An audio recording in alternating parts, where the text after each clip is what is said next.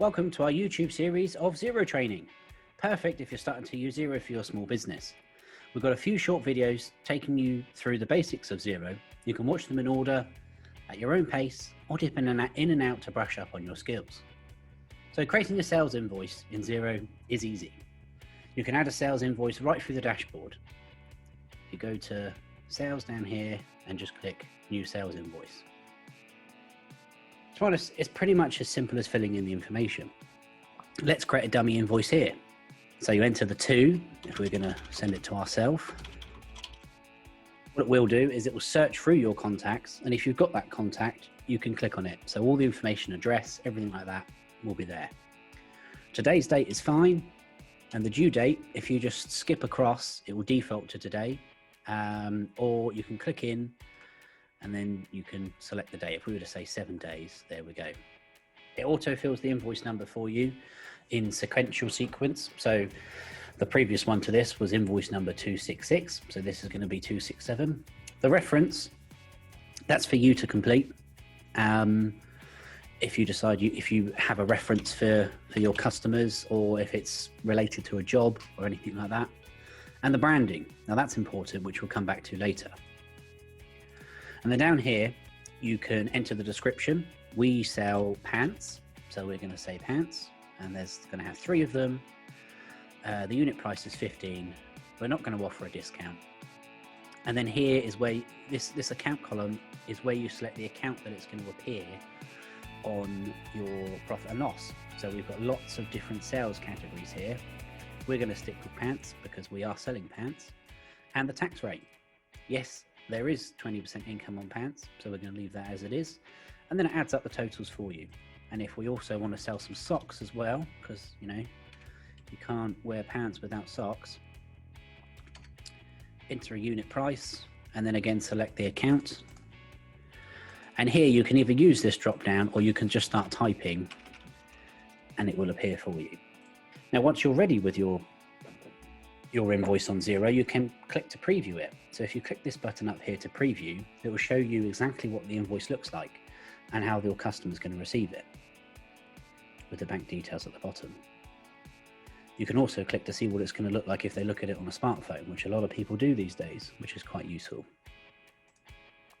You can also use this button here and you can attach files. So if you've got an order reference or anything else blueprints, anything else to go along with the invoice, you can attach it to the invoice. So when you send it to the client, it would also be there. Once you're ready, you can click approve at the bottom.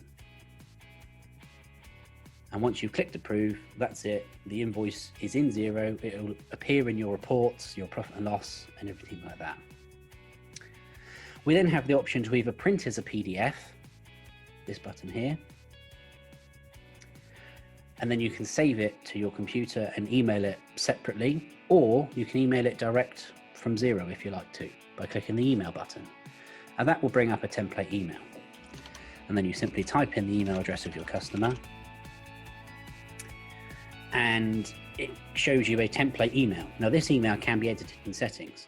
For example, you don't have to include a link to see your invoice online if you don't want to. You could just simply put, hi, here's your invoice. Have any questions, let me know, thanks. And you can include files as attachments, or include the invoice as a PDF attachment, which I would definitely recommend. And you can even send yourself a copy.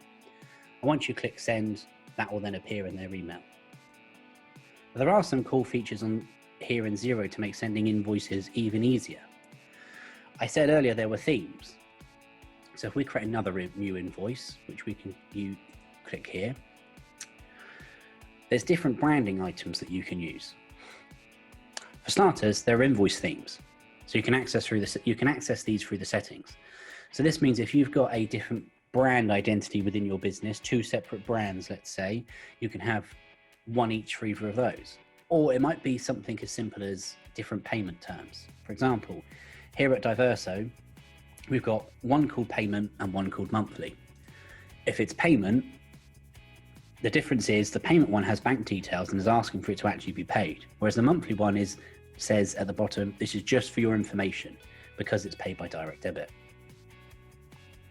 Another cool feature is repeating invoices. So if we go back to the main invoice overview here, and you click the drop down, you've got some more options. One of them is repeating invoice. So if you're selling the same thing over and over again, or if it's a subscription service, let's say a monthly subscription service, you can set up one invoice and then automatically be generated to just kick out every month, every week, every 2 weeks, whatever the time frame is for you, so that you don't have to every single month send the same invoice to the same person.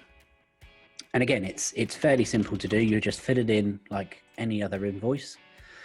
And then you set the settings up here. So if we're going to say we want it to go on the 1st of every single month, and it's due the 1st of that current month. So we're saying, here's your invoice on the 1st, and it's due for payment today. And let's just put some items in here. There we go, some socks. And then you've got 3 options. You've either got save as draft, which my honest opinion is pointless, because it will generate the invoice but save it as a draft. It won't approve it, so it won't be live on Xero, and it won't send it. I would say, generally speaking, you're going to want approve for sending. What that will do is it will automatically create the invoice, and it will automatically send it to your client. All you've got to do is put in the email address, and then this will automatically be generated on the 1st of March. And your client will receive it on the 1st of March and on the 1st of every month thereafter as well. Now, if you need to edit a sales invoice, if you have a look at, go to your sales overview, which you can simply go to business invoices and click into any sales invoice you want to edit. And then on the right here, you've got invoice options. So if it turns out that it's duff and you don't need any more, you can void the invoice. If you've got to apply a credit note, you've got that option too. You can copy the invoice. So if a customer's bought the same thing again, you can simply copy the invoice and send it out really quickly. Or you can repeat it. So it will turn this into a repeating invoice, like we just looked at. Or you can simply edit it. If they've decided they want to add more to their order, or you've decided you're going to give them a 10% discount, you can add that in there and then update it. And then once you've done that, similarly, you can send it again, you can email it, or you can print it as a PDF. And that's sales invoices. Check out our next video in the series when you're ready, all about bills. And if you've enjoyed this video and found it useful, do us a massive favor and hit the like button or subscribe to our channel to see future videos.